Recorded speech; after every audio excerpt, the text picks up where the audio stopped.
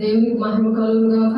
దేవుడు ఇచ్చిన మహాకృపను బట్టి దేవునికి అనేకమైన వందనాలు చెల్లిస్తూ, దేవుని మాటలు వింటున్న బిడ్డలందరినీ దీవిస్తూ, మరి ఈరోజు దేవునికి సాక్షిగా మనం ఎలా ఉండాలి అనే విషయాలు నేర్చుకుందాము.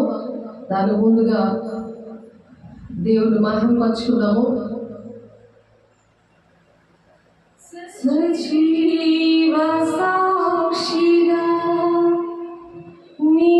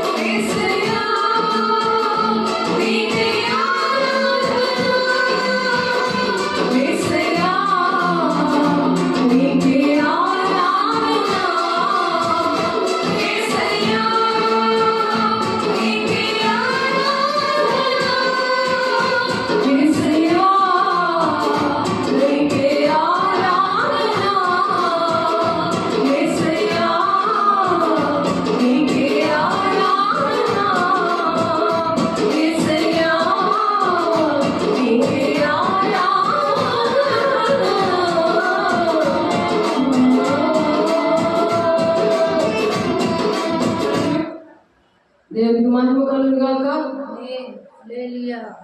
దేవుని సాక్షిగా మనం ఎలా బ్రతకాలో మనం నేర్చుకుందాము.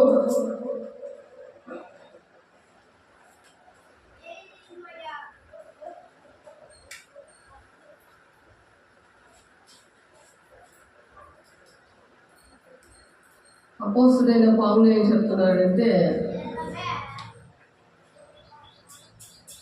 అపోస్తుల కార్యము 1వ అధ్యాయము 8వ వచనం చూద్దాము. అపోస్తుల కార్యములు 1వ అధ్యాయం 8వ వచనంలో,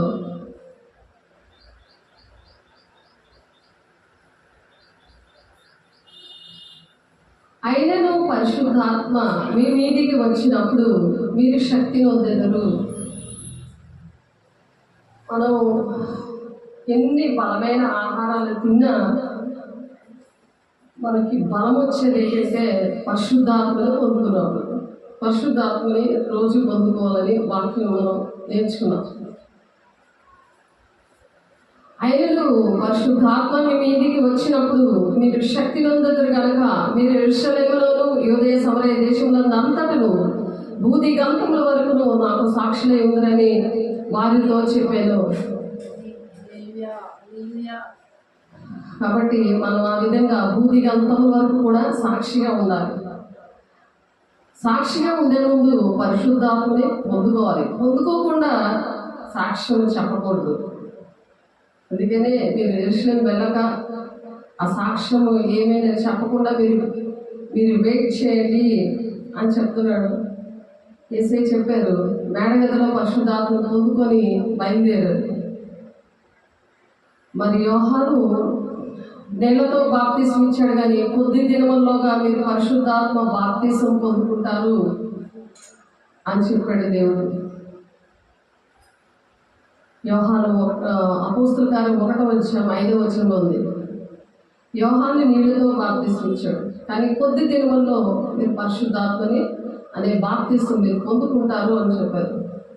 కాబట్టి వారు కూడి వచ్చినప్పుడు, ప్రభా ఈ కాలమందు ఇశ్రాయేలుకు రాజ్యమును మరలా అనుగ్రహించదవా అని ఆయన అడుగుగా, ఆయన కాలమును సమయములను తండ్రి తన స్వాధీనం ఉంచుకున్న ఉన్నాడు, వాటిని తెలుసుకుంటే మీ పని కాదు అని చెప్పాడు. కాబట్టి ఎప్పుడు దేవుడు వస్తాడు, ఎప్పుడు వస్తాడు కదా, మనం అప్పుడు చూడొచ్చులే ఆ దొంగ ఎలాగెళ్ళిపోయాడు, నేడు నీవు నాతో కూడా పరదేశంలో ఉండు అని దేవుడు చెప్పేస్తాడు, నేను అలాగ వెళ్ళిపోదాం అని అనుకుంటున్నారేమో, కానీ అలాగైతే కుదరదు. వాక్యం ఏం చెప్తుందంటే ముందు పరిశుద్ధాత్మతో నింపబడాలి, నీళ్లతో బాప్తిసం తీసుకోవాలి, తర్వాత కొద్ది దినాల్లో పరిశుద్ధాత్మ మీరు పొందుతారు అని చెప్తున్నారు. ఆ దినమందు పర్వతములలో నుండి క్రొత్త ద్రాక్షారసము కారును, కొండల్లో నుండి పాలు ప్రవహించును, యోర్దాను నదులన్నిటిలో నీళ్లు పారును, నీటి ఊట యెహోవా మందిరములో నుండి ఉబికి పారి షిత్తీము లోయను తడుపును అంటారు. మందిరముకు వచ్చినప్పుడు ఆ విధంగా యోవేలు ఇది ప్రవచిస్తాడు. అది మందిరము నుండి దేవుని మాటల ద్వారా మారు మనసు కలిగి బాప్తిసం పొందుకుంటారు. ఆ విధంగా పరిశుద్ధాత్మని పొందుకుంటారు. అలా యోవేలు గారు 3వ అధ్యాయం 18వ వచనంలో ప్రవచించాడు, పర్వతములో నుండి క్రొత్త ద్రాక్షారసం పారుతుందట, కొండల్లో నుండి పాలు ప్రవహిస్తాయట, యోర్దాను నదులన్నింటిలో నీళ్లు పారుతాయట, నీటి ఊట యెహోవా మందిరంలో నుండి ఉబికి పారి షిత్తీ లోయను తడుపుతుందట. కాబట్టి దేవుని సన్నిధి అనేది ప్రతి ఒక్కరికి కావాలి. దేవుని సన్నిధి అనుభవించాలి, దేవునితో మాట్లాడే అనుభవం అనేది ఉండాలి. అందుకనే అపోస్తులు 2వ అధ్యాయం 16 నుండి 21 వచనాల్లో యోవేలు ప్రవచిస్తున్నాడు. యోవేలు ప్రవక్త ద్వారా చెప్పబడిన సంగతి ఇదే, ఏమనగా అంచెదినముల యందు నేను మనుషులందరి మీద నా ఆత్మను కుమ్మరించెదను, మీ కుమారులను మీ కుమార్తెలను ప్రవచించెదరు, మీ యవ్వనులు దర్శనములు కలుగును, మీ వృద్ధులు కలలు కందురు ఆ దినములలో నా దాసుల మీదను నా దాసరాండ్ల మీదను నా ఆత్మను కుమ్మరించెదను గనుక వారు ప్రవచించెదరు. పైన ఆకాశమందు మహత్కార్యములను, కింద భూమి మీద సూచక్రియలను, రక్తమును, అగ్నిని, పొగ, ఆవిరిని చేసేదను. ప్రభు ప్రత్యక్షముగు ఆ మహాదినము రాక మునుపు సూర్యుడు చీకటిగాను చంద్రుడు రక్తముగాను మారుదురు. అప్పుడు ప్రభు నామమును బట్టి ప్రార్థన చేయ వారందరూ రక్షణ పొందుదురు అని దేవుడు చెప్పుచున్నాడు. 21వ వచనం. కాబట్టి ఆ విధంగా ప్రభు నామములు అలా ప్రార్థన చేసినప్పుడు ఆ మహాదినము రాక మునుపు సూర్యుడు చీకటి అయిపోతాడు, చంద్రుడు రక్తం అయిపోతాడు. కాబట్టి మనము పరిశుద్ధాత్మను పొందుకొని దేవునికి సాక్షులు ఉండాలి. దేవుని నామాన్ని భూది గంతముల వరకు కూడా ప్రకటించాలి. ఆ విధంగా ప్రకటించినప్పుడు ఇక్కడ అపోస్తులు 2వ అధ్యాయం 20వ వచనంలో కూడా ప్రభు ప్రత్యక్షమగు ఆ మహాదినము రాక మునుపు సూర్యుడు చీకటిగాను చంద్రుడు రక్తముగాను మారునని చెప్తున్నాడు. కాబట్టి ఆ మహాదినము రాకముందే మరి అది అలా ప్రవచించడం, మరి దేవుడు రావడం, మరి మత్తయి సువార్త 27:45లో ఆ ప్రవచనం నెరవేర్చబడటం జరిగింది. ఆ మధ్యాహ్నం ఏం జరిగింది? 3 గంటలకి మొదలుకొని 3 గంటల వరకు ఆ దేశమంతటా చీకటి కమ్మెను. ఇక్కడ ప్రవచనము ఆ మహాదినము రాకమునుపు సూర్యుడు చీకటిగాను చంద్రుడుగా రక్తంగాను మారుతాడు అని ఎందుకు ఈ సూచక్రియలు చేశారు అని అంటే, దేవుడు భూలోకానికి వచ్చి మనిషిని పరిశుద్ధపరచడానికి, పాపం నుండి విడిపించి దేవుని రాజ్యానికి తీసుకువెళ్ళడానికి సిద్ధపరచడానికి ఈ అంచె దినాలు. కాబట్టి మనము ఏ విధంగా ఉండాలంటే, రోమపత్రిక 2వ అధ్యాయము 24వ వచనంలో వ్రాయబడిన ప్రకారం మిమ్మల్ని బట్టియే కదా దేవుని నామం అన్య జనుల మధ్యన దూషించబడుచున్నది అని మనం ఆ విధంగా మనం ఉండకుండా మనం పరిశుద్ధంగా ఉండాలంటే పరిశుద్ధాత్మను పొందుకోవాలి. పరిశుద్ధాత్మ బాప్తిస్మం పొందుకున్నాకే దేవుని సాక్షిగా మనం నిలబడగలం. దేవుని సాక్షిగా నిలబడాలి. ఆ సాక్ష్యం వల్లే అనేకమైన బిడ్డలు రక్షించబడతారు, దేవుని రాజ్యానికి రాబట్టబడతారు. మరి యెషయా గారు చెప్తున్నారు ఇక్కడ 5వ అధ్యాయం 2వ వచనంలో, ఆయన దాన్ని బాగుగా త్రవ్వి రాళ్ళని ఏరి అందులో శ్రేష్టమైన ద్రాక్ష తీగలు నాటించను, దాని మధ్యన బురుజు ఒకటి వేయించి ద్రాక్ష తొట్టిని తొలిపించను, ద్రాక్ష పండ్లు ఫలింపవల్లని ఎదురు చూచుచుండని కానీ అది కారు ద్రాక్షాలు కాచాను. కారు ద్రాక్షాలు ఎందుకంటే అన్ని శారీరకంగా ప్రార్థనలు చేస్తారు, కానీ వాళ్ళకి తెలియదు ప్రభా క్షమించిన ఆయన దేవుడు ఒక కార్యం చేస్తే దేవునికి ఇష్టంగా ఉండి పరిశుద్ధాత్మ పొందుకొని దేవుని రాజ్యాన్ని కట్టడానికి మరి ఇలా ద్రాక్ష తీగలాగా వేసినప్పుడు, ఆ ద్రాక్ష తోటని నాటినప్పుడు మరి అదేంటంటే అలా ఎలా ఫలించిందంటే ఆ కారు ద్రాక్షాలు అంటే మాట వినలేని తిరుగుబాటు స్వభావం, ఇంకా కూడా శరీరానుసారమైన ప్రార్థనలు ఇష్టే పెడుతున్నారు, కానీ ఆత్మ సంబంధమైన విషయాలు కూడా దేవుని రాజ్యాన్ని నీతిని వెతుకుదాం, దేవుని రాజ్యాన్ని కడదాం, వాక్యం ఎలాగుందా అలా నడుద్దాం అని లేదు. ఎందుకంటే ఎవరైతే సిద్ధపడతారో పెళ్లి కుమార్త సంఘంగా ఆత్మానుసారంగా నడుస్తారో మరి ఆ దేవుడు మరి మధ్యాకాశానికి వస్తాడు. ఆయన మధ్యాకాశానికి వచ్చి ఆయన బోర ఊదినప్పుడు మొదట మృతుల్లో ఉన్న వాళ్ళు లెగుస్తారు. ఆ మృతులు ఎక్కడుంటారంటే రక్షణ కలిగి పరిశుద్ధాత్మ పొందుకొని దేవుని సాక్షిగా ఉండి దేవుని నామాన్ని ప్రకటించి దేవుని రాజ్యాన్ని కట్టి ఆత్మానుసారంగా మరి ప్రారంభించిన వాళ్ళు ఆత్మానుసారంగానే జీవించి దేవుని కోసం జీవించి వాళ్ళు చనిపోతే వాళ్ళు కన్నురెప్ప పాటలోనే ఆ సమాధులు తెరవబడతాయి. వాళ్ళు లేచి మరి ఆ పరదేశంలో మరి చనిపోయిన వెంటనే పరదేశంలో ఉంటారు వాళ్ళు. మళ్ళీ దేవుడు బోరు ఊదగానే అక్కడ నుండి మధ్యాకాశానికి వచ్చేస్తారంట. పరదేశం అంతా ఖాళీ అయిపోతుంది. మరి వీళ్ళిద్దరూ కలిసి యేసయ్య మరి పరదేశంలో ఉన్న వాళ్ళందరూ కూడా ఆ బూర శబ్దానికి ఆ మధ్యాకాశానికి వచ్చేసిన తర్వాత దేవుడు అక్షయ శరీరాన్ని ఇస్తారు. ఆ శరీరము ఏంటంటే క్షయమైన శరీరము సమాధిలో మట్టయిపోతుంది, కానీ ఆత్మ క్షయమైనది అది ధరించుకున్నప్పుడు ఆ మహిమ శరీరము ఏంటంటే యుగాలు దేవునితో జీవించడానికి మరి వాళ్ళకి మరణం ఉండదు అనమాట. అదే పునరుత్థానము. మరణం లేదనమాట. మరణము నన్నేమి చేయగలదు అనేసి మనం పాట పాడుకొని వాక్యం చెప్పుకున్నాం.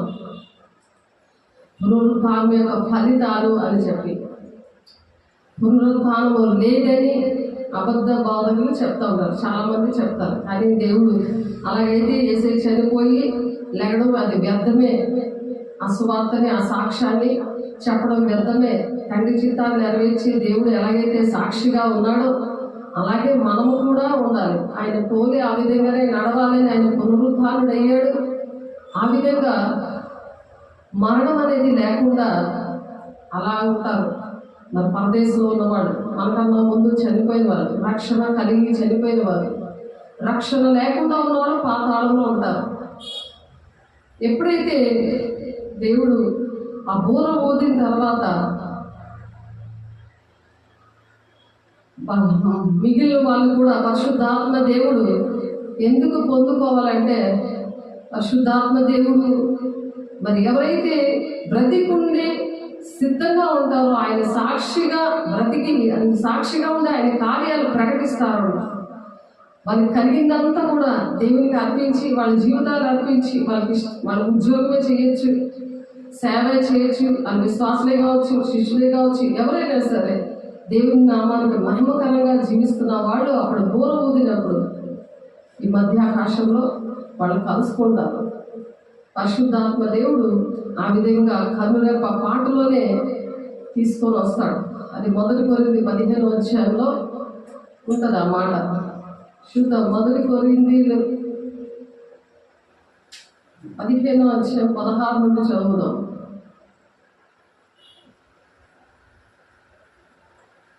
మృతులు లేపబడని ఎడల క్రీస్తు కూడా లేపబడలేదు. మృతులు లేపడ్డారు కదా, పరదేశం నుండి వచ్చారు, లేపబడ్డారు, వాళ్ళకి అక్షయ శరీరం ఇచ్చారు. క్రీస్తు లేపబడని ఎడల మీ విశ్వాసం వ్యర్థమే. క్రీస్తు లేపబడ్డాడు 3వ దినాన. మీరు ఇంకా మీ పాపములలోనే ఉన్నారు. అంతేకాదు క్రీస్తునందు నిద్రించిన వారిలో నశించిరి. ఈ జీవిత కాలము మట్టికే మనము క్రీస్తునందు నిరీక్షించు వారమైన ఎడల మనుషులందరికంటే దౌర్భాగ్యమై ఉందుము. ఈ జీవిత కాలం మట్టికే మనం క్రీస్తునందు నిరీక్షించు వారమైన ఎడల మనుషులందరికంటే దౌర్భాగ్యమై ఉంటాము. ఎప్పుడైతే నిద్రించిన వారిలో ప్రథమ ఫలంగా క్రీస్తు మృతుల్లో నుండి లేపబడ్డాడో, ఈ విషయం మనం చెప్పుకున్నాం. క్రీస్తు మృతుల్లో నుండి లేపబడ్డాడు అంటే మనం జీవిస్తున్నాం, కానీ మృతులుగా ఉన్న జీవితాన్ని దేవుడు అనేక మందికి పనికొచ్చే పాత్రగా, ఆయన సాక్షిగా దేవుని మాటలు ప్రకటించే వారిగా ఉండడమే జీవించడం అన్నమాట.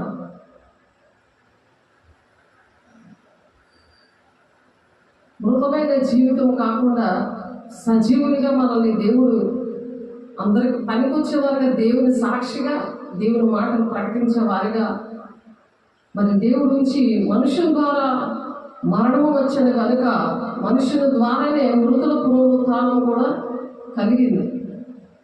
అది మనము నేర్చుకున్నాం.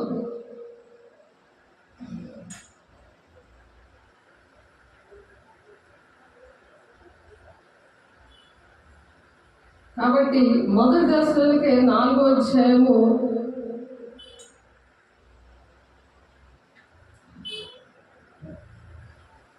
13వ వచనం చూస్తే, సహోదరులారా నిరీక్షణ లేని ఇతరుల వల్లే మీరు దుఃఖపడకుండా నిమిత్తము నిద్రించుచున్న వారిని గురించి మీకు తెలియకుండా మాకు ఇష్టం లేదు. అంటే మనకన్నా ముందుగా చనిపోయారు, మా బాబు చనిపోయాడు. మరి దేవుని రాజ్యంలో ఉన్నాడని దేవుడు చెప్పారు. ఆ సాక్ష్యం మీరు విన్నారు. వాడు కనిపించాడు చాలా మందికి, ఆత్మీయ బిడ్డలకి, నా కుటుంబంలో ఉన్న వారికి కూడా కనిపించాడు. యేసు మృతి పొంది తిరిగి లేచడని మనం నమ్మిన ఎడల అదే ప్రకారం యేసునందు నిద్రించిన వారు దేవుడు ఆయనతో కూడా వెంట పెట్టుకొని వస్తాడు మన కోసం. మేము ప్రభు మాటను బట్టి మీతో చెప్పినది ఏమనగా, ప్రభు రాకడ వరకు సజీవులమే నిలిచింది మనము నిద్రించు వారి కంటే ముందుగా ఆయన సన్నిధి చేరము. ముందుగా మనము చేరము. కాబట్టి ఎలాగా వస్తాడు అంటే, సహోదరులారా, ఆ కాలంలో గురించి ఆ సమయంలో గురించి మీకు రాయనక్కర్లేదు. రాత్రి వేళ దొంగ ఎలాగ వచ్చినో అలాగే ప్రభు దినము వచ్చినని మీకు బాగుగా తెలియను. లోకులు నెమ్మదిగా ఉన్నది, భయమేమీ లేదని చెప్పుకొని చూడగా గర్భిణీ స్త్రీకి ప్రసవ వేదన ఎలాగొస్తుందో వారికి అకస్మాత్తుగా నాశనము తటస్థించును కనుక వారంత మాత్రము తప్పించుకోలేరు. ఎవరైతే సిద్ధపడలేరో అలాగా ప్రసవ వేదన కలిగిన మరి స్త్రీకి ఏ విధంగా అకస్మాత్తుగా వస్తుందో, డెలివరీ ఎలాగైతే వస్తుందో అలాగే నాశనం వచ్చేస్తుంది. ఎవరైతే పరిశుద్ధాన్ని పొందుకోకుండా దేవుని నామానికి మహిమకరంగా దీవెనకరంగా ఉండరో వాళ్ళు ఎలా ఉంటారంట? నాశనం వస్తుందట మీదకి. అకస్మాత్తుగా వస్తాడట దేవుడికి, అకస్మాత్తుగా వస్తాడట. నిర్లక్ష్యంగా ఉండి దేవుడి మాటలు వినకుండా దేవుడికి వచ్చాకే పర్వాలేదులే అనుకుంటే కాదు, ఆ వాక్యం పట్టుకొని వెళ్ళాలి. ఆ వాక్యం ప్రకారం సరి చేసుకుంటూ పరిశుద్ధపరచబడి ఆ వాక్యం అనే ఉదక స్నానము దేవుడు చేయిస్తుంటే సరి చేసుకుంటూ ప్రార్థనకు కలిగి దేవుని అభిషేకం పొందుకొని వెళ్ళాలి. దేవుని దగ్గర ఒక మాట తీసుకొని దేవుడు మోసుకొని వెళ్ళాలి ఇంటికి. సహోదరులారా, ఆ దినము దొంగ వలె మీ మీదకి వచ్చేటప్పుడు మీరు చీకటిలో ఉన్నవారు కారు. ఎవరైతే చీకట్లో ఉన్నారో వాళ్ళకి గర్భిణీ స్త్రీకి ప్రసవ వేదన వాళ్ళకి వస్తుందో అలా నాశనం వస్తుందట. మరి మీకైతే ఆ చీకట్లో మీరు ఉన్నవారు కారు కాబట్టి ఆ దినం అంట దొంగ వల్ల మీ మీదకి వచ్చేటకు మీరు చీకట్లో ఉన్నవారు కారు. మీరు అందరూ వెలుగు సంబంధంలో పగటి సంబంధంలో ఉన్నారు. కుమారులు పగలు మనము రాత్రి వారము కాము, చీకటి వారము కాము. కాబట్టి కావున ఇతరుల వల్ల నిద్రపోక వెలుగుగా ఉండి మత్తులము కాక ఇందుము. ఆ మత్తు ఏం చేస్తుందంటే నాశనం చేస్తుందట. గర్భిణీ స్త్రీకి ప్రసవ వేదన వచ్చి ఎలా బిడ్డ అంటదో అలా నాశనం వచ్చేస్తుంది. అంత అంటే సడన్గా జరుగుతుంది. దొంగ ఎలాగొస్తాడో తెలియదు కదా ఎవరికి, అలా వస్తాడు దేవుడు. ఈ కన్నుల యొక్క పాటలోనే రాకడ ఆ విధంగా వస్తుంది. అందుకని నిద్రపోవారు రాత్రి వేళ నిద్రపోదురు, మత్తుగా ఉండేవారు రాత్రి వేళ మత్తుగా ఉండురు. మనం పగటి వారమే ఉన్నాము కనుక మత్తులమే ఉండగా విశ్వాసము ప్రేమ అని కవచం లేకపోతే ఈ మత్తు వస్తుంది అనమాట. ప్రేమ ఉండదు దేవుడి మీద, దేవుని ఆజ్ఞను పాటించలేరు. మనము పగటి వారమే ఉన్నాము కనుక మత్తులమే ఉండక విశ్వాసము ప్రేమ అనే కవచము రక్షణ నిరీక్షణ శిరస్నానము ధరించి పొందుము. 1 దశలోనికైతే 5వ అధ్యాయము 8వ వచనము చదువుతున్నాను. ఆ ప్రేమ విశ్వాసము అనే కవచం వేసుకుని రక్షణ అనే శిరస్నానము ధరించుకోవాలంట. ఎందుకనగా మన ప్రభువైన యేసుక్రీస్తు ద్వారా రక్షణ పొందుడికే దేవుడు మనల్ని నియమించడు, కానీ ఉగ్రత పాలవుడికి మనల్ని నియమించలేదు. ఉగ్రత వచ్చేస్తుంది, దేవుడు దానికి నియమించలేదు. అందుకే బాగా గమనించాలి. నిద్రపోతులాగా ఉంటే దొంగలాగా వస్తుంది, అసంవేదంలాగా నాశనం వస్తుంది, ఉగ్రత వస్తుంది. దేవుడు మనల్ని ఉగ్రత పాలవుడికి దేవుడు మనల్ని నియమించలేదు. ఎందుకనగా మనం ప్రభువైన యేసుక్రీస్తు ద్వారా రక్షణ పొందుడికే దేవుడు మనలను నియమించాడు. రక్షణ పొందుకోవడానికే నియమించాడు, మనం ఉగ్రత పాలవుదామని నియమించలేదు. కాబట్టి మెలకుగా ఉండాలి. నిద్రమొత్తు అనేది సాతానికి సూచన. మనము మేలుకొని ఉన్నాను, నిద్రించుచున్నాను, తనతో కూడా జీవించే నిమిత్తము ఆయన మన కొరకు మృతి పొందినందుకు ఆయన చనిపోయాడు. తనతో కూడా జీవించాలని, దేవునితో మనం యుగాలు జీవించాలని, ఆయన కలిగిన సంపూర్ణత గలవారమగు అగువరకు అన్ని విషయాల్లో మనం ఎదగాలని ఆయన చనిపోయాడు.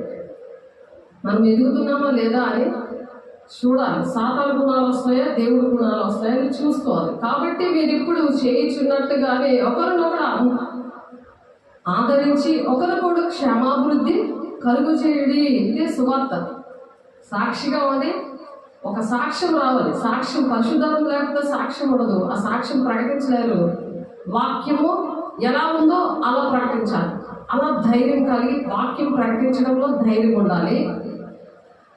సాక్ష్యం చెప్పడంలో ధైర్యం ఉండాలి. అబద్ధ సాక్ష్యం చెప్పకూడదు. ఎందుకంటే పరిశుద్ధాత్మ దేవుడు వచ్చి మరి సాక్షిగా నిలబడతాడు అన్నాడు కదా, బూది గంతముల వరకు.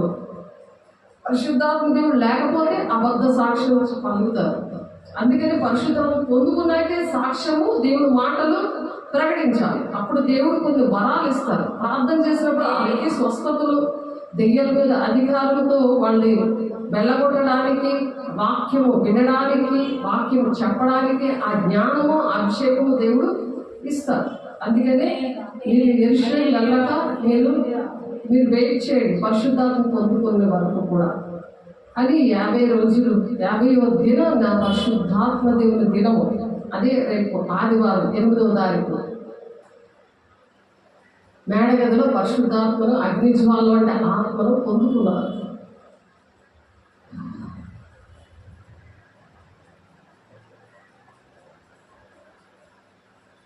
సహోదరులారా, మేము మీకు బోధించినది ఏమనగా అక్రమంగా నడుచుకున్న వారికి బుద్ధి చెప్పుడి, ధైర్యం చెడిన వారికి ధైర్యపరచుడి, బలహీనులకు ఊతనీయుడి, అందరి ఎడలా దీర్ఘశాంతం గలవారై ఉండుడి. పరిశుద్ధాత్మ దేవుడు ఇలా చెప్పిస్తాడు. దీర్ఘశాంతముతో, ఆ ప్రేమతో చెప్తారు. వాక్యం ఎలా చెప్పాలి? ధైర్యంగా చెప్పండి. ధైర్యం చెడిన వాడిని ధైర్యపరచండి, బలహీనలకు ఊతనివ్వండి.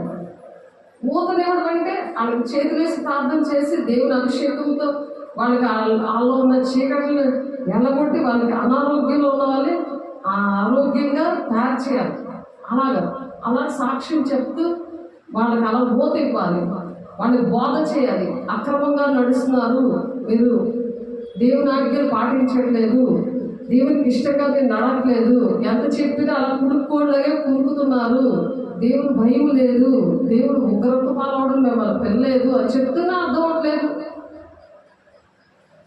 ఆలోచించండి. ఒకరోజు గ్యాప్ రాగానే అలాగే చీకట్లు ఆవరిస్తున్నాయి. బ్రహ్మచాత్మ దేవుడు ఉన్నాడులే అనుకుంటారు, కానీ దేవుడు ఉన్నాడు. వాళ్ళ క్రియల వల్ల తెలిసిపోతుంది. అబద్ధాలు చెప్తున్నారో నిజం చెప్తున్నారో, ప్రార్థన చేశారో లేదో ఆలోచించండి.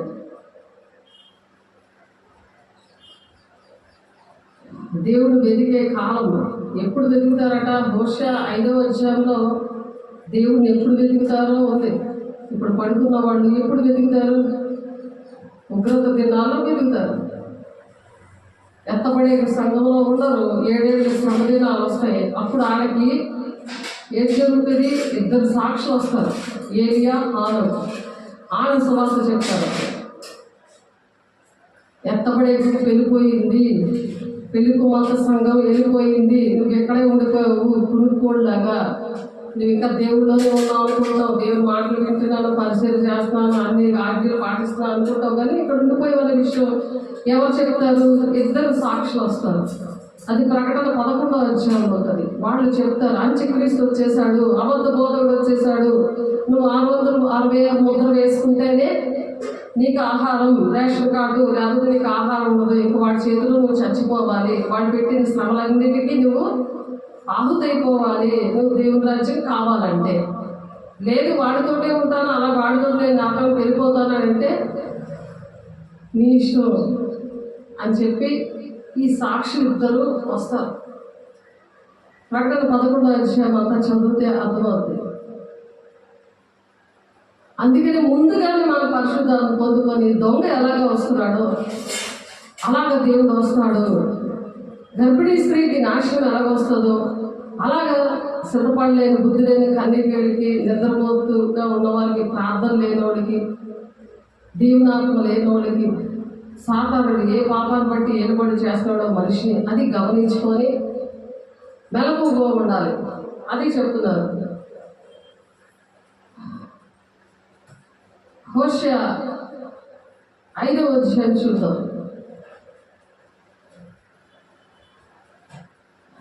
ముందుగానే దేవుడు ఎందుకు చెప్తున్నారంటే ఫిలిప్పీ మత సంఘంలో నేను ఉండాలి, ఓర్చుకోవాలి, దేవుడు ఏం చెప్తున్నారో దాని ప్రకారం నేను నడవాలి, నాకు పనపు చెప్పాడు. అనేక మందికి ధైర్యం చేయడం, వాళ్ళకి ధైర్యం చెప్పాలి, ధైర్యంగా నేను దేవుని మాటలు ప్రకటించాలి, నా సాక్ష్యాన్ని ధైర్యంగా నేను బోధించాలి, నా సాక్ష్యాన్ని నేను పాడు చేసుకోకూడదు. పాడు చేసుకుంటే అబద్ధ సాక్ష్యం లాగా వచ్చేస్తుంది కదా. సాక్ష్యాన్ని పాడు చేసుకోకూడదు కదా. దేవుని ఆత్మ రోజు పొందుకోకపోతే పరిశుద్ధాత్మ దేవుడు బ్యాటరీ ఛార్జ్ అవ్వదు కాదు, అది రోజు రోజుకి లోకంలోకి తీసుకెళ్ళిపోతుంది. ఏం తిందుమా, ఏం త్రాగుమా, ఏం పూజిద్దుమని అదే చింతలోని ప్రార్థనాత్మ వెళ్ళిపోతుంది. ప్రార్థన మరి దేవుని ఆజ్ఞలు ఏదో నామకార్థంగా బతికేసే పరిస్థితులు ఇప్పుడు అంచె దినాల్లో మనము చెయ్యకూడదు. అలా ఉండకూడదు. మెలకువ కలిగి ఉండాలి. ప్రతి విషయాల్లో కూడా జాగ్రత్తగా దేవుని వాక్యము చదివి, వాక్యం చెప్పింది విని చట్టకాల నడుస్తున్నామా లేదా అని మనం దేవుణ్ణి అడగాలి, మనం చూసుకోవాలి.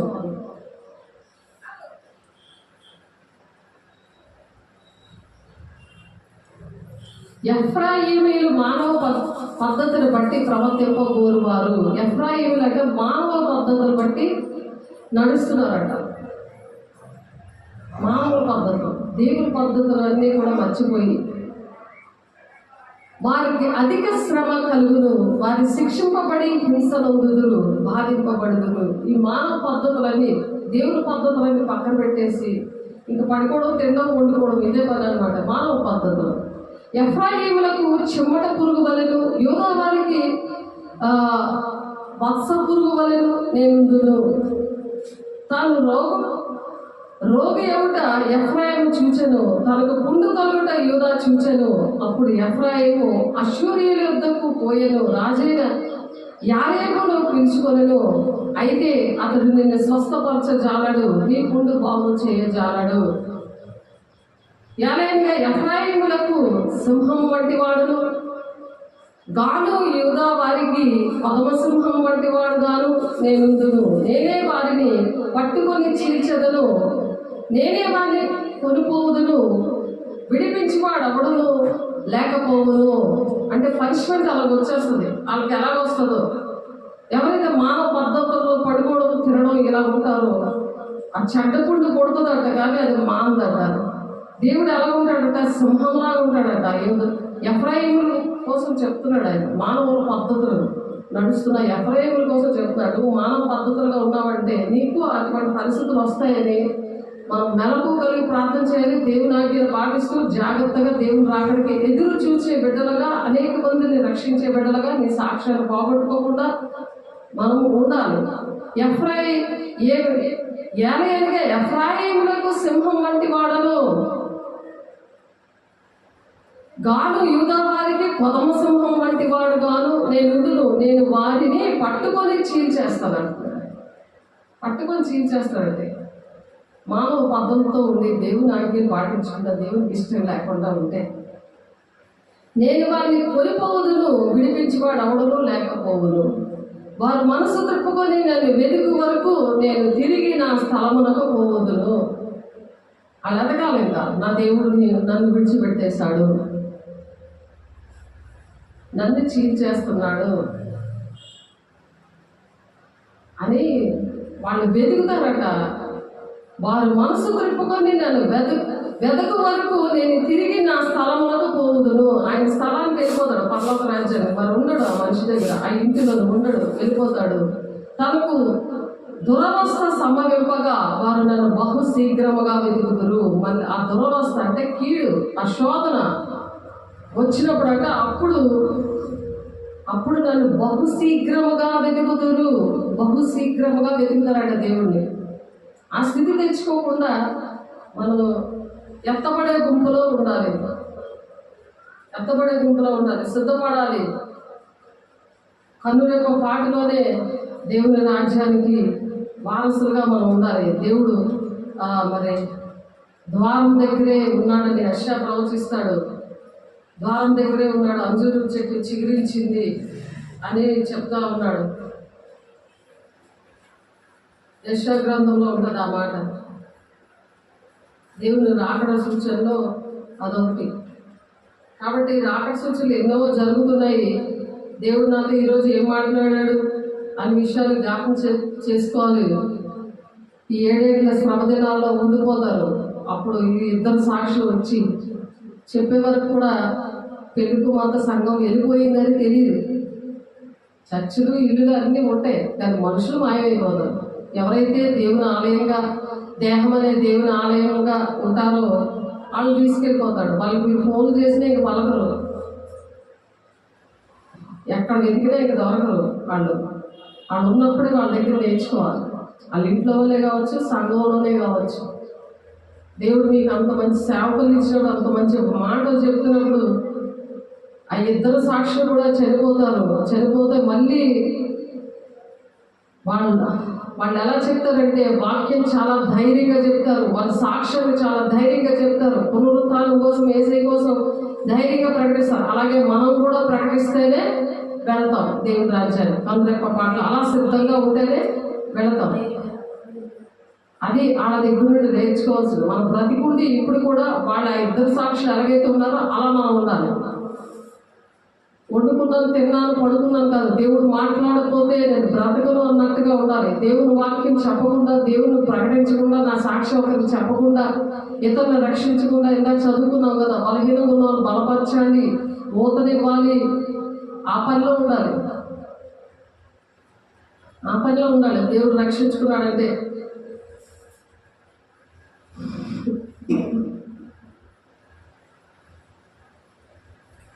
చెదరిపోయిన యూదులందరినీ కూడా దేవుడు పోగు చేస్తున్నాడు. చెదరిపోయిన యూదులందరినీ కూడా దేవుని రాజ్యానికి దేవుడి మాటలు వినకుండా వాళ్ళు దేవుని సిలువేసి చెదిరిపోయారు.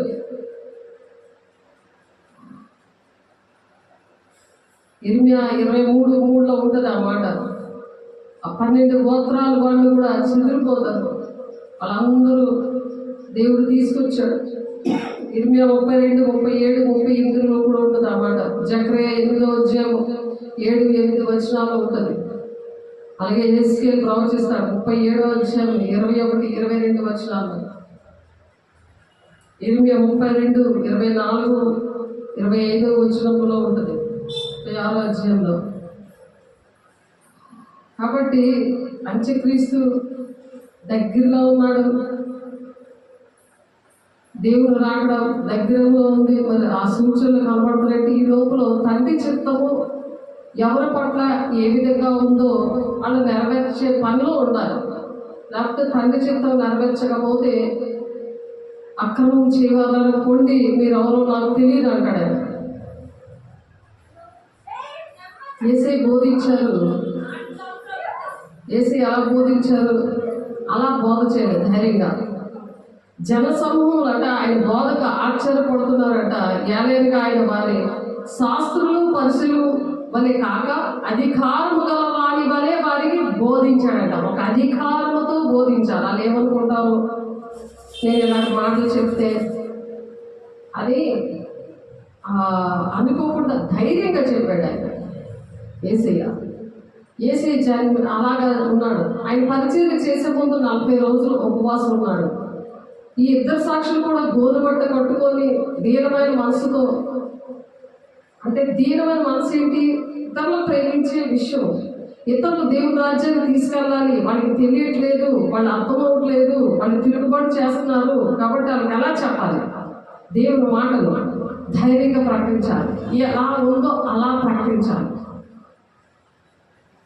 యోహాను కూడా మారు మనసు తగిన మీ ఫలాలు ఫలించండి, ఆ చెట్టు వేరు దగ్గర గొడ్డలు ఉంచబడింది అని చెప్తున్నాడు. అంటే అది నరికిస్తా నువ్వు చచ్చిపోతావు, చెట్టు అంటే నువ్వే అని చక్కగా చెప్తున్నాడు ఆయన. అలా అర్థమయ్యేలాగా చెప్పాలి. బాప్తిస్మం ఇచ్చే యోహాను అలా చెప్పాడు. యేసయ్య కూడా అలాగే చెప్పాడు.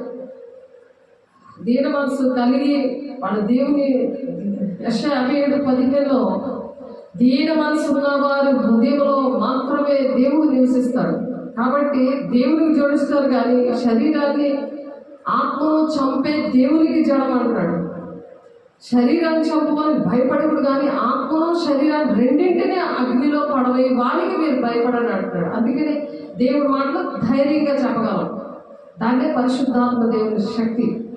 ఆ శక్తి వచ్చినప్పుడు భూది గంధంలో వరకు సాక్ష్యం ఉంటారు. అబద్ధ సాక్ష్యం చెప్పరు. ఏదైతే జరిగిందో మన అపోస్తులు బోధ దేవుడు నేర్పిస్తున్నాడు. అపోస్తుల బోధ చేసిన అపోస్తులు కూడా మరి అపోస్తులు 1:1 మేము ఏదైతే చూసామో, ఏదైతే తాగి చూసామో మేము అదే చెప్తాం అన్నారు. కానీ నీకు ఇష్టమైనది నాకు ఇష్టమైనది చెప్పేది కాదు ఇది. అది ఆనాడు సాక్షులు. మరి ఎప్పుడైతే నువ్వు అలాగా సాక్షులు ప్రకటన 11వ అధ్యాయంలో ఉన్న ఆ ఇద్దరు సాక్షులు వచ్చి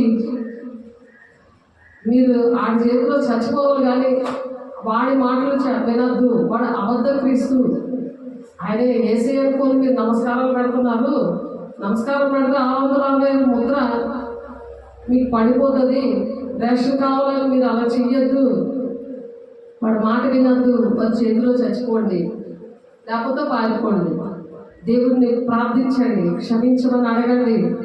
అప్పుడు ఆ 2వ ట్రిప్లోనే 7 ఏళ్ళ శ్రమ దినాలు అన్నీ అయిపోయాక అప్పుడు వస్తారు. అవన్నీ కాకుండా ఇప్పుడే శ్రమపడి ఇప్పుడే వచ్చు, అన్ని ఫెసిలిటీస్ ఉన్నాయి, పరిశుద్ధాత్మ దేవుడు ఉన్నాడు. అప్పుడు ఉన్నాడు, ఇంకా పరిశుద్ధాత్మ దేవుడు ఇంకా ఉన్నాడు, క్షమాపణ ఉండదు, ప్రార్థన చేసిన క్షమాపణ రాదు, కృపదినాలు పోతాయి, కృపదినాలు ఉండవు. అప్పుడు ఇది కృపకాలం. పరిశుద్ధాత్మ దేవుడు క్షమిస్తాడు, నడిపిస్తాడు, సహాయం చేస్తాడు. కానీ సహాయం చేస్తుంది అన్ని కూడా ఫెసిలిటీలు ఉండి చక్కగా అన్ని అర్థమయ్యేలా అన్ని చెప్తుంటే ఇప్పుడు నిర్లక్ష్యంగా ఉంటే అప్పుడు పెళ్లి కుమార్తె సంఘం వెళ్ళిపోతుంది. వెళ్ళిపోయిన విషయం కూడా తెలియదు. ఎందుకంటే దేవుడు మాట్లాడే అనుభవం లేదు, జ్ఞానేంద్రియాలు లేవు కదా. అందుకని దేవుడు ఆయన బోర శబ్దం వినపడదు,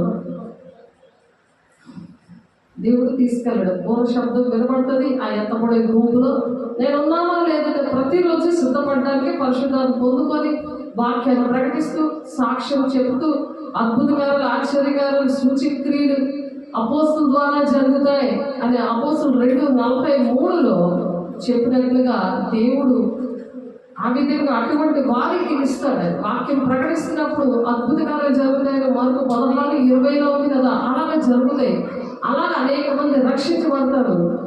రక్షించబడినప్పుడు దేవుని రాజ్యంలో మరి వాళ్ళు కూడా రావడానికి తండ్రి చిత్తాన్ని మనం నెరవేర్చే వారిగా ఉండి ఆయన కుడిపార్శ్వాన్ని కూర్చోబెట్టుకుంటాడు. కాబట్టి దేవుడు లోకాన్ని ఎంతో ప్రేమించాడని వాక్యం చూస్తున్నాం. దేవుడు లోకానికి వెలుగే ఉన్నాడని వాక్యం తెలుసు. కానీ మనం కూడా వెలుగుగా ఉన్నామని చెప్తున్నాడు దేవుడు. మనం కూడా అలాగే లోకాన్ని వెలిగించాలి. చీకటిగా ఉంది, చీకటి సంబంధం ఉండి పడుకోవాలి, ఉదయం పడుకోవడమే, రాత్రి పడుకోవడమే, వాక్యం చెప్తున్నా పడుకోవడమే. సాతానుడు నువ్వు చీకటి సంబంధంగా ఉన్నావని ప్రూఫ్ చేసేస్తున్నాడు. అలాగా ఎంత పాటలు పాడినా, ఎంత వాక్యం వింటున్నా, దేవుని పరిచయం చేసిన చీకటి సంబంధమే అని ప్రూఫ్ చేస్తున్నాడు. నువ్వు ఎవరిని రుజువుపరుచుకుంటున్నావు? వెలుగు సంబంధాన్ని రుజువుపరుచుకుంటున్నావా? చీకటి సంబంధాన్ని రుజువుపరుచుకుంటున్నావా? ఆ పెరుగు మాత్రం సంఘం వెళ్ళిపోద్ది. అప్పుడు ఇద్దరు సాక్షులు వచ్చి చెప్పాక అప్పుడు లభోదేవో అని ఏడిసినా వేస్టే. 7 శ్రమ దినాల్లో నానా హింసపడి ఆడి చేతుల్లో చచ్చిపోయి అప్పుడు వెళ్ళాలి దేవుని రాజ్యం కావాలంటే. లేకపోతే వాడితో పాటు నరకానికి వెళ్ళిపోవడమే. ఆడితో పాటు తినుకొని పడుకొని వాడు ఏంటంటే దాన్ని తండ్రలా పాడుకొని యుగాలు నాకు మోస్తుంది. అది 11వ అధ్యాయంలో ప్రకటన 11వ అధ్యాయంలో ఉంటుంది. మీరు ఇంటికి వెళ్ళి జాగ్రత్తగా చదివితే మత్తయి ప్రకటన 22:15 ఉంటుంది. మరి అలాగే ప్రకటన 21:8 కూడా ఉంటుంది. ఆ విషయాలవి అంటే నరకానికి వెళ్ళే లిస్ట్ అది. అవి నాలో ఉన్నాయా అని చెక్ చేసుకోండి. అలా ప్రతిరోజు మనం చెక్ చేసుకుంటూ అంతవరకు సహించువాడే రక్షణ పొందుకుంటాడని ప్రకటన 2:10 చెప్తాడు. ప్రతి విషయం సహించుకొని తండ్రి చిత్తం నెరవేర్చడానికి గురి వద్దకే పరిగెట్టాలి. వాళ్ళిద్దరు కూడా దీప స్తంభాల్లాగా ఉన్నారు, దీప వృక్షంలాగా ఉన్నారు. వాళ్ళు లోకానికి వెలుగే ఉన్నారని దేవుడు చెప్తున్నారు కదా. యోహాను 8:12 మీరు లోకానికి వెలుగే ఉన్నారు, చీకటి సంబంధులు కాదు. చీకటి సంబంధులుగా ఉన్నారా? చీకటి మనుషులతో ఉన్నారా? మీరు చీకటి అయిపోతారు. వెలుగు సంబంధాలు ఉంటే మీ వెలుగు వాళ్ళని ప్రకాశింపచేయి, వాళ్ళు కూడా దేవుని సన్నిధికి తీసుకురావాలి. అది చేయట్లేదు. దానికోసం క్షమాపణ అడిగి ఉపవాసం ఉండి వాళ్ళకి నీ వెలుగు ప్రకాశింప చేస్తున్నావా? నీ ద్వారా కార్యాలు ఏమైనా జరిగాయా? టైం ఎందుకు అలా వేస్ట్ చేసావు? నిన్నంతా మొన్నంతా ఏది చేసావు? ఏది సాక్ష్యం? నీ సాక్ష్యం ఏది అని దేవుడు అడుగుతున్నాడు. ప్రతి క్షణము లెక్క అప్పచెప్పాలి.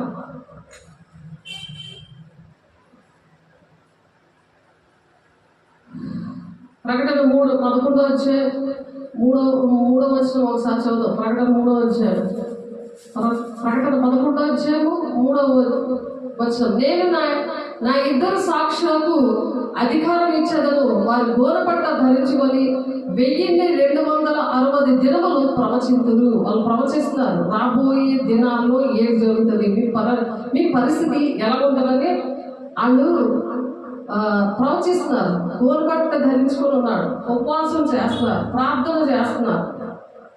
అలా మనం గోనపట్ట మనం ధరించుకోవడానికి మనకు ఇష్టం ఉండదు. కనీసం దేని మనస్సు అయినా పెట్టుకొని ఉండాలి. గోనపట్ట అంటే అర్థం ఏంటి? దీన మనసు అన్నమాట. కన్నీటితో ప్రార్థన చేయడం, ఉపవాసం ఉండడం.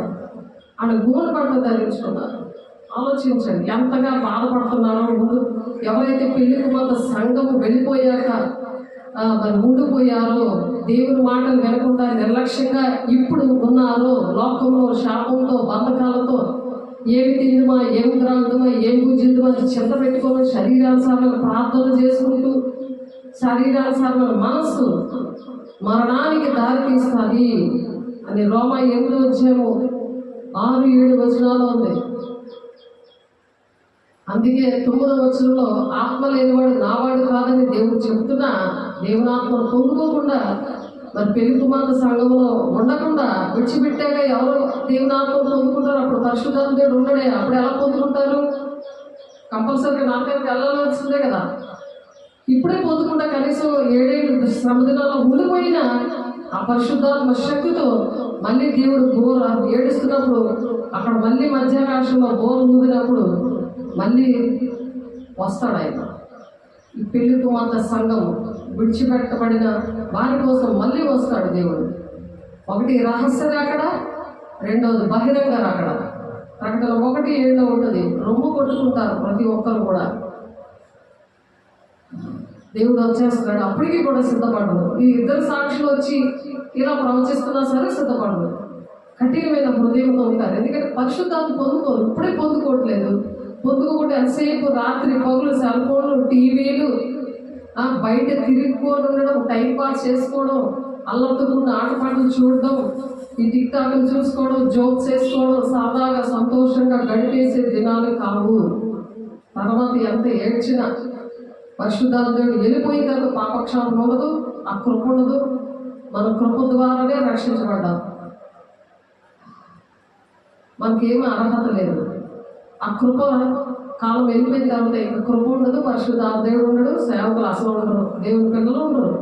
వాక్యం వెతికినా సరే ఈ సముద్రం ఆ సముద్రం వెళ్ళినా వాక్యం కరువైపోతుందని ఆమోస్ 8:11 ఉంటుంది.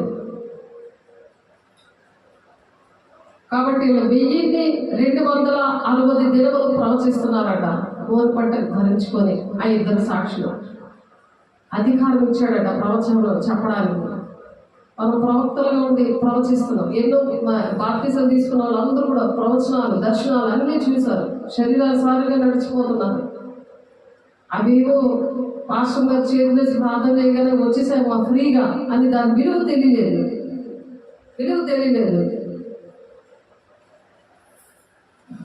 ఎవడైనా వారికి హాని చేయని ఉద్దేశించిన వారి నోట నుండి అగ్ని బయలుదేరిందంట.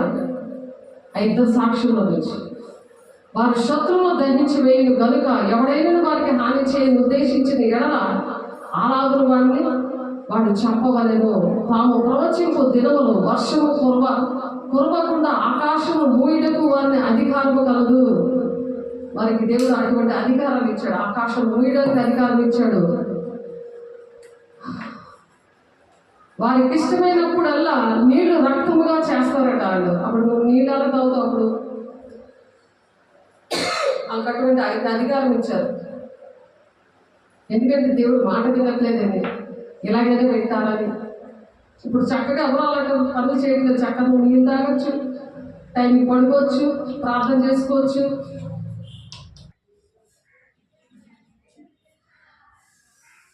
ప్రార్థన చక్కగా చేసుకోవచ్చు.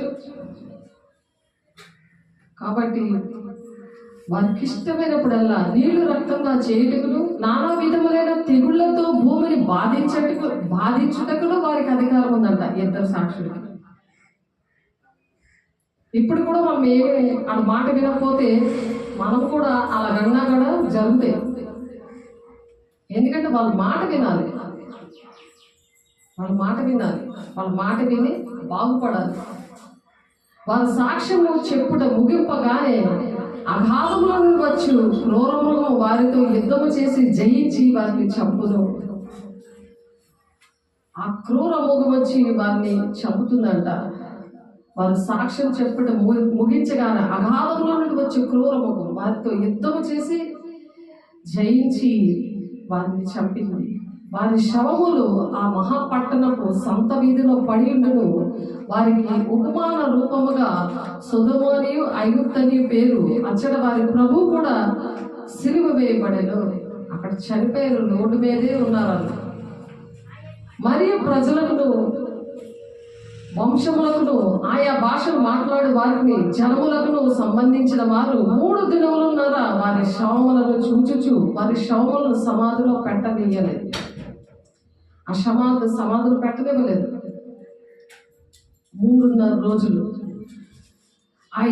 ఈ ఇద్దరు ప్రవక్తలు భూనివాసులు బాధించినందున భూనివాసులు వారి గతి చూచి సంతోషిస్తున్నారంట, ఉత్సహిస్తున్నారట, ఒకరినొకరు కట్నంలో పంపుకుంటున్నారట. అయితే ఆ 3 దినములున్నారు అయిన పిమ్మట దేవుని యొద్ద జీవాత్మ వచ్చి వారిలో ప్రవేశించింది. దేవుని దగ్గర జీవాత్మ చాలలో ప్రవేశించగానే వారు పాదములు ఊని నిలబడ్డారు. వారిద్దరు కూడా, ఆ ఇద్దరు సాక్షులు కూడా నిలబడి వారిని చూచిన వారికి మిగులు భయము కలిగను. చూసావా దేవుని బిడ్డలంటే మజాగా అనుకుంటున్నావా అని వాళ్ళకి భయం కలిగిందంట. దేవుని బిడ్డలు అలా తెగించి ఆ పనిష్మెంట్ ఇస్తూ నీకు నేర్పిస్తున్నారు. ఎందుకు యుగాలు కూడా దేవుని రాజ్యంలో ఉంటామని. లాస్ట్ మిగిలిపోయిన వాళ్ళు కూడా ఇలా మాట వినకపోతే దేవుడి కార్యం చేశారు. అప్పుడు కూడా సువార్త ఇలా ప్రకటించారు.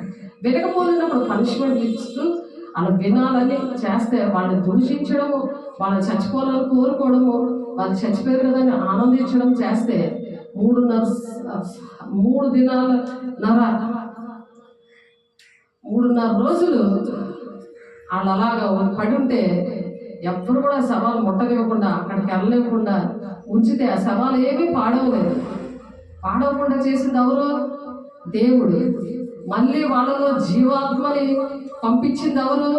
దేవుడు. కాబట్టి దేవుడు ఎవరైతే దేవుని బిడ్డలు ధైర్యంగా ప్రకటిస్తారో, సాక్ష్యంగా ధైర్యం చెప్తారో, దేవుని మాటలు చెప్తారో, అర్థమవుతుందా? వాళ్ళ పక్షాన దేవుడు ఉంటారని ఒక భయముతో మాట్లాడారు దేవుని సేవకులతో. ఇప్పుడు వీళ్ళల్లో ఎలాగైతే జీవాత్మ ఉన్నదో అలాగే జీవాత్మను పెట్టి దేవుడి బిడ్డల్ని వాడుకుంటాడు. ఇహలోకంలో మనం అలా బ్రతకాలి. ఈ సాక్షులు ఎలాగైతే బతికారో, హానం ఎలాగైతే బ్రతికారు, ఎలాగైతే సాక్ష్యం చెప్పారు, ఎలాగైతే తండ్రి చిత్తాన్ని నెరవేర్చారో అలా హతసాక్షులు వేయడానికి కూడా సిద్ధపడిపోయారు. అలాగా హతసాక్షులు అవ్వడానికి కూడా మనం సిద్ధంగా ఉండాలి. తండ్రి చిత్తాన్ని అలా నెరవేర్స్తేనే దేవుని రాజ్యం. లేకపోతే అక్రమం చేయవాళ్ళ పొండి మీరు ఎవరో నాకు తెలియదని వస్తాడు దేవుడు.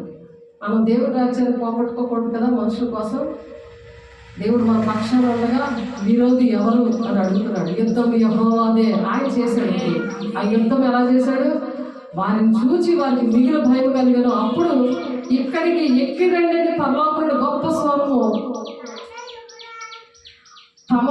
తమతో చెప్పుట వారు విన్నారట. ఇక్కడ బ్రతికి నిలబడ్డారు కదా, వారిని చూచి ఎవరైతే సంతోషించి గంతులేస్తున్నారో మాకు సువార్త చేస్తున్నారని వాళ్ళు పళ్ళు కొరుక్కొని వాళ్ళు కసి కట్టి చచ్చిపోయారు కదా, మృగం వచ్చి తినేసింది కదా అనేసి ఆనందిస్తున్నారో, దేవుడు ఎప్పుడైతే వాళ్ళు బ్రతికించారో అప్పుడు పరలోకముడు గొప్ప స్వరము ఉన్నదంట.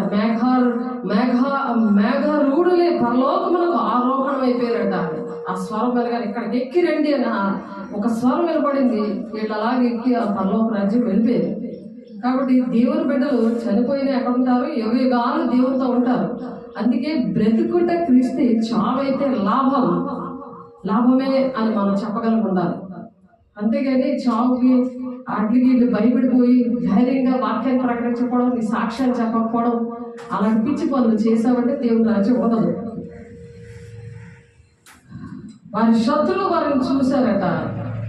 ఆ గడిలో గొప్ప భూకంపం కలిగింది. ఆ పట్టణంలో 10వ భాగం కూలిపోయింది. ఆ భూకంపం వల్ల 7,000 మంది చచ్చిపోయారట. మిగిలిన వారు భయాక్రాంతులే పరలోకపు దేవుని మహిమపరిచారట. అప్పుడు మహిమపరిచారు. అమ్మో, దేవుడు ఎంత గొప్ప దేవుడా! భూకంపం వచ్చేసి మనం అగ్గిలో బతకాలి. అగ్గి అంటే ఏంటి? సత్యమైన వాక్యం, అబద్ధబోధ కాదు, సత్యమైన వాక్యం.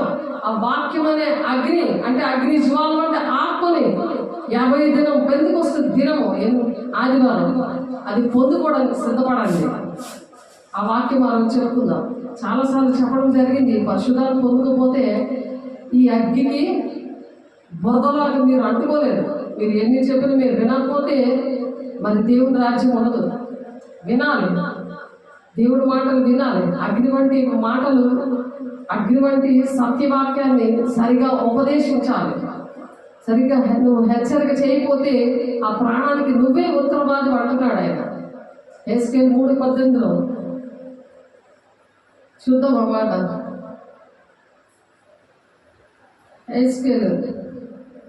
ఎస్కేల్ గారు ప్రవచిస్తున్నారు, మీ ప్రాణాలకి మేము ఉత్తరవాదులుగా ఉండకూడదు. మీరు కూడా అనేక మంది మీ కుటుంబాల్ని రక్షించుకోవాలి. వాళ్ళ బెంగళూరు వాళ్ళు వదిలేయడం కాదు, దానికి తగిన అభిషేకం పొందుకోవాలి దేవుని దగ్గర. ఆ జ్ఞానాన్ని దేవుని పాదాల దగ్గర ఏడ్చి పొందుకోవాలి. బూడిదలో కూర్చొని బూడిద జల్లుకున్నారు భక్తులు, గోరుబట్ట ధరించుకున్నారు. కనీసం దీన మనసు కలిగైనా అలా జల్లుకోకపోయినా, గోరుబట్ట కట్టకపోయినా మనకు అసహ్యం కదా అలాగ కూర్చోవడం, బూడిద జల్లుకోవడం. దీన మనసు కలిగి వాక్య ప్రకారం నడిచి దేవుని సంతోషపెట్టే పనులు చేసి కన్నీరు కారిస్తే ఈ కృపకాలంలో దేవుడు అలా గోరుబట్ట కట్టుకోకుండానే దేవుడు రక్షిస్తాడు. అటువంటి అభిషేకం ఇస్తాడు. ఆనాడు నా భక్తులకు ఇచ్చిన అభిషేకము మనకు కూడా ఇచ్చి అలాగా వాడుకోవాలని ఇష్టపడుతున్నాడు.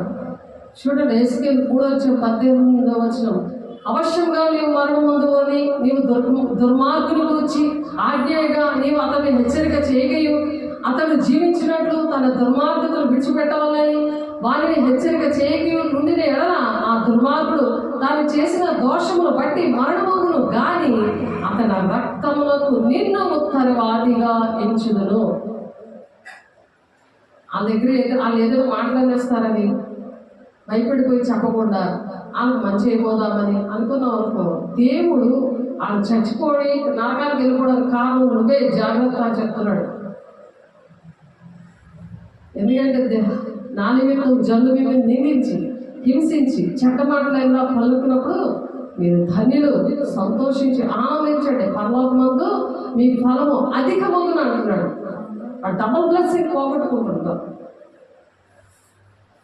మనుషులు చేసిపోయి సోమపోతు తిరిగి పడుకొని ఎవరు వినరు కదా అని బోర్లో పడుకోవడం కాదు, విన్నా వినకపోయినా దేవుడు చెప్పన్నారు. అదే హెస్కేల్ ప్రవచనము ఉన్నది చూడండి. హెస్కేల్ గారు చెప్తారు,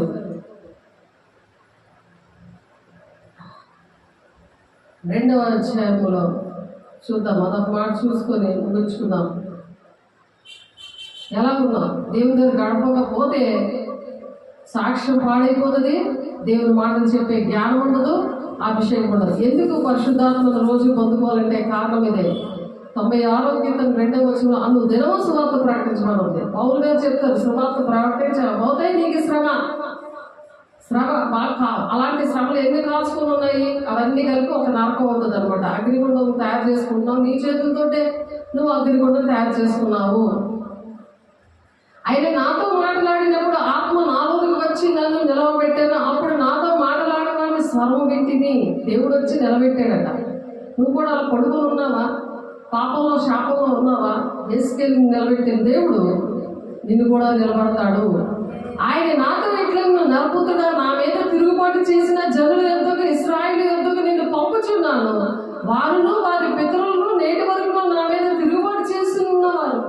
వాళ్ళు అక్కడ తిరగబడుతున్నారు, వెళ్ళు చెప్పు అంటున్నాడు. వారు సిగ్గుమాలిన వారు, కఠిన హృదయంలో ఉన్నారు. వారి యొద్దకు నేను నిన్ను పంపుచున్నాను. వారు తిరుగుబాటు చేయవారు గనుక వారు వినను వినకపోయినను తమ మధ్య ప్రవక్త ఉన్నాడని వారు తెలుసుకున్నట్లు ప్రభువు యెహోవా ఇలాగూ సెలవిచ్చుచున్నాడని నీవు వారికి ప్రకటింపవలెను. అలాగే చెప్పు అంటున్నాడు. వినకపోయినా దేవుడు శక్తి ఇస్తాడు. ఇద్దరు సాక్షులకి ఎలాగైతే శక్తి ఇచ్చాడో, ఎలా జీవంతో పరలోక రాజ్యం తీసుకెళ్తాడో, నిన్ను కూడా నన్ను కూడా తీసుకెళ్తాడు. ఆమేన్. దేవుడు అలా తీసుకెళ్లాలని ఆశపడి దేవుని మాటలు ఎలా ఉన్నాయో అలాగే చెప్పాలని దేవుడు చెప్తున్నాడు. జీవగ్రంథంలో ఇక్కడ ఉండగానే మనం దేవుని రాజ్యం వెళ్ళడానికి జీవగ్రంథంలో మన పేర్లు ఉన్నాయో లేదో అని చెక్ చేసుకోవాలి. ప్రకటన 22:18 చూడండి. ఎవడైనా ఈ ప్రవచన గ్రంథం ఉంటున్న వాక్యములో ఏదైనా తీసివేసినలా దేవుడు ఈ గ్రంథంలో వ్రాయబడిన జీవ గ్రంథంలో పరిశుద్ధ పట్టణంలో వారికి పాలు లేకుండా చెయ్యను. ఈ సంగతుల గురించి సాక్ష్యం ఇచ్చేవాడు అవును త్వరగా వచ్చుచున్నానని చెప్తున్నాడు. ఆయన త్వరగా వస్తున్నాడు. జీవ గ్రంథంలో ఆ సత్యం అనే వాక్యము, అగ్ని వంటి వాక్యము, బండను బద్దలు కొట్టే వాక్యం అలాగా ధైర్యంతో ప్రకటించమన్నారు. ఏసే ప్రకటించారు, మరి ఏసే బిడ్డలు ప్రవచించారు, అలాగే ప్రకటించారు. అలా దేవుని సాక్షిగా ఉండి దేవుని మాటలు ప్రకటించి మరి మనకున్న సమస్తాన్ని దేవునికి అంకితం చేసినప్పుడు దేవుడు అటువంటి అభిషేకం ఇస్తాడు. గుర్తునే వచ్చేది. ఆయన ఎలాగైతే మహిమ అంతటిని విడిచిపెట్టి వచ్చాడో అలాగే మనం కూడా ప్రతిదీ కూడా మొదటి స్థానం దేవుడికి ఇవ్వాలి. విడిచిపెట్టి మనం కాదు, దేవునికి అంకితం చేయడం అంటే జీవితాన్ని పరిశుద్ధంగా ఉండడం, అన్ని తీసి ఒలిసేయడం కాదు. మొక్కుబడి అనుకుని అన్ని ఒలిసేసి వేసేస్తారు కదా కొండకి, అలా మరి బంగారం అన్నీ కూడా. అది కాదు దేవుడు చెప్పి ఎక్కడ బైబిల్లో లేదు. అక్కడ నేను కూడా దేవుడిని అడిగితే నాకు చెప్పాడు, నా ఆత్మీయ పిల్లలకు కూడా చెప్పారు. ఏసీ ఎలా ఉన్నాడో అలాగే ఆయన రారాజు బిడ్డగా ఉండి మనం రారాజు బిడ్డలుగా, రాకుమార్తెలుగా అంటే రాణిగా ఉండే జీవితం అనమాట. రాజు బిడ్డలంటే రాకుమారులాగా ఉండే జీవితాన్ని దేవుడు ఇచ్చాడు. అది కాలు తగ్గుకొని సాధారణంగా ఒళ్ళో పడుకోవడం, ఆడికి ఇష్టం వచ్చినట్టు మాట్లాడడం, అహంకారంగా ప్రవర్తించి కళ్ళు నెత్తికొచ్చినట్టు ప్రవర్తించడం, ఎవ్వరు నన్ను చూడట్లేదంటే చూచుచున్న దేవుడు అని పాట పాడుకున్నాం మనం. ఎంతటి ఘనులైనా సరే తప్పించుకోలేరాడు. పశ్చాత్తాపం కలగాలి. దేవుని వాక్యం ద్వారా పశ్చాత్తాపం, ఒక భయము దేవుని కలగాలి. దేవుని బిడ్డలంటే ఒక భయం కలగాలి. వారి కనుగుడ్డుని ముట్టినట్టు అని ఉంది వాక్యం. వాళ్ళు ఏమన్నా సరే అలాంటి పనిష్మెంట్ వచ్చినాక దేవుడు అటువంటి ఆర్డర్స్ వేశాడు. మనకి ఒక చట్టం ఉంది. మనల్ని ముట్టిన ఏమైనా అన్నా వాళ్ళకి దేవుడు బ్యాడ్ చేస్తాడు గట్టిగా. దేవుడు కలుగుట్టు ముట్టినట్టేట లెక్క. ఇప్పుడు సాక్షులకి ఎలాగా జరిగింది, ఆ నోట్లోంచి అగ్ని రావడం, ఆకాశంలో అగ్ని పోవడం, నీళ్లు రక్తంగా మారడం, వర్షాన్ని ఆఫ్ చేసేయడం, కొన్ని వరాలు ఇచ్చాడు కదా. అలాగే దేవుని బిడ్డలో వరాలు ఇస్తాడు. నేను నడిపిస్తాడు. ఎవరిని అలాగే నడిపించాలా చేస్తాడు. కానీ చనిపోయినా సరే దేవుడు అలాగే జీవం ఇచ్చాలి, నిలబెట్టి ఇక్కడికి ఎక్కి రండి అని పరలోక రాజ్యం పిలగానే వెళ్ళిపోయారు. అలా మనం వెళ్ళిపోతాం. అలాగే ఇద్దరు సాక్షులాగా మనం వెళ్ళాలి. ఈ భూలోకంలో ఉండి అలాగా వాళ్ళు ఎలాగైతే నడిచారో, ఏసై నడిచాడు, అలాగా ఇద్దరు సాక్షులు నడిచాడు, పౌలు నడిచాడు. మరి మనం ఎలా ఉన్నాం? అది దేవుని సాక్షిగా మనం ఎలా బ్రతకాలి అని మనం అంశం పెట్టుకున్నాం. దేవుడు ఆ అంశాన్ని బట్టి మనతో మాట్లాడారు. వారు వినినను వినకపోయినను తమ మధ్యన ప్రవక్త ఉన్నాడని వారు తెలుసుకున్నట్లు ప్రభు యెహోవా ఇలా సెలవించుచున్నాడని వీరు వారికి ప్రకటించండి. దేవుడు ఇలా చెప్తున్నాడు, ఇలా చెయ్యండి అని చెప్పాలి. అప్పుడు దేవుడు మాటలు దీవించిన గాక. పరిశుద్ధ ప్రేమ గల దేవ, అభిషక్తుడా, హయా నిత్య జీవానికి వారసులు కావడానికి నేను ఏం చేయాలంటే అన్నీ కూడా అమ్మి నా వెంట రమ్మంటే ఆ ధనవంతుడు నాయన నిరాశతో వెళ్ళిపోయాడు. ప్రభా, నేను అన్ని ఆజ్ఞలు పాటిస్తున్నాను, నీకు ఇష్టంగానే బ్రతుకుతున్నానంటే నీ ఆస్తంతా అమ్మి నా వెంట వచ్చేయాలి పేదలకు ఇచ్చేసి అని అంటే ఒప్పుకోలేదు. ప్రభా, అలా ఉన్నామేమో, మమ్మల్ని క్షమించండి, నడిపించండి, నీ కృపలో భద్రపరచండి అయ్యా, నీ అభిషేకంతో నింపండి అయ్యా. అనేక మంది బిడ్డలు నశించిపోతున్నారు డాడీ, నీ వందనాలు. చేతులెత్తిన బిడ్డలు కూడా దీవించండి, ఆశీర్వదించండి, నీ అభిషేకంతో నింపండి, వాక్యం దూరంలో బలవంతంగా ఉంచండి ప్రభు. ఆయన నిన్ను ఎరగడం అంటే ఏంటంటే నిత్య జీవం అంటే ఏంటి అని అంటే యోహాను 17:3 అయా తండ్రి, నిన్ను ఎరుగటే నిత్య జీవం అన్నావు ప్రభు. నీ ప్రేమను మేము తెలుసుకోవాలి ప్రభు, ఇంకా నీ ప్రేమను తెలుసుకోవాలి, నీ బిడ్డల యొక్క ప్రేమను మేము తెలుసుకోవాలి, నీ త్యాగాన్ని మేము తెలుసుకోవాలి ప్రభు, నీ మాటలు మేము నేర్చుకోవాలి ప్రభు. నాయన నిన్ను పోలి మేము నడవాలని ఆశపడుతున్నామయ్యా. నేను ఆత్మతో మమ్మల్ని నింపండి. నశించిపోతున్న ప్రజలకు ప్రభు ఏ విధంగా నీ జ్ఞానంతో నింపి మేము చెప్పాలో, వాళ్ళ కోసం ఎలాగా దేని మనసుతో కన్నీరు కార్చాలో మనం నేర్పించండి, నడిపించండి అయ్యా. మహిమ పొందుకోండి దేవా. అయ్యా, ఆటంకపరిచిన ప్రతి దురాత్మ శక్తులు దూరపరచండి. నా దేశంలో ప్రతి ఒక్క గృహంలో ఉన్న చీకటి శక్తులారా, బంధకాలన్నీ కూడా యేసునామములో లైవైపోవుగా, మహిమగల నామములో లైవైపోవుగా, తిరుగుబాటు చేస్తున్నారు అయ్యా. ప్రతి ఒక్క బిడల నుంచి చీకట్లు ప్రతిదీ కూడా నాయన విడుదల నజరేయుడి దేశంలో కలగలగాక, యేసునామములో కలగలగాక, యేసునామములో కలగలగాక అయ్యా. నీ బిడలుగా నాయన నీ రూపురేఖలతో ప్రభు క్రీస్తుని పోలి నడవడానికి, నిన్ను పోలి మేము నడవడానికి, మా బిడ్డలు నడవడానికి మీరు ఆశీర్వదిస్తున్నందుకు, దీవిస్తున్నందుకు అయ్యా, నీ రాజ్యాన్ని వారసులుగా ఎత్తబడే గుంపులో పెలుగుమంత సంఘంలో మేము ఉండడానికి, మా బిడ్డలు ఉండడానికి, మా కుటుంబాలు ఉండడానికి, మా సంఘం ఉండడానికి అయ్యా మీరే సహాయం చేస్తున్నందుకు అయ్యా. చేతుల ప్రతి బిడ్డలు ప్రభా, ఆన్లైన్లో ఆఫ్లైన్లో ప్రతి ఒక్క బిడ్డలు అట్టి విధంగా దీవించి ఆశీర్వదించి మహిమ ఘనత ప్రభావం మీరు ఒక్కరే పొందుకుంటున్నాను అయ్యా. మమ్మల్ని క్షమించి దీవించి ఆశీర్వదించి ప్రభు అర్హత లేని మాతో మాట్లాడుతున్నాను. వందనాలు స్తోత్రాలు చెల్లిస్తూ యేసే పరిశుద్ధ నామములో బ్రతిమలాడి వేడుకుంటున్నాం తండ్రి, ఆమేన్. తండ్రి యొక్క దీవెన, కుమారుని యొక్క కృప, పరిశుద్ధాత్మ యొక్క నిత్య సహవాసం అయా తండ్రి, ఎవరైతే నాయన నీ బిడ్డలుగా అట్టి విధంగా వాక్యానుసారంగా నడవాలని ఇష్టపడుతున్నారు ప్రతి ఒక్కరికి సదాకాలం తోడే నడిపించును గాక, ఆమేన్. God bless you. దేవుడి వందనాలు. దేవుడు మమ్మల్ని దీవించి ఆశీర్వదించును గాక.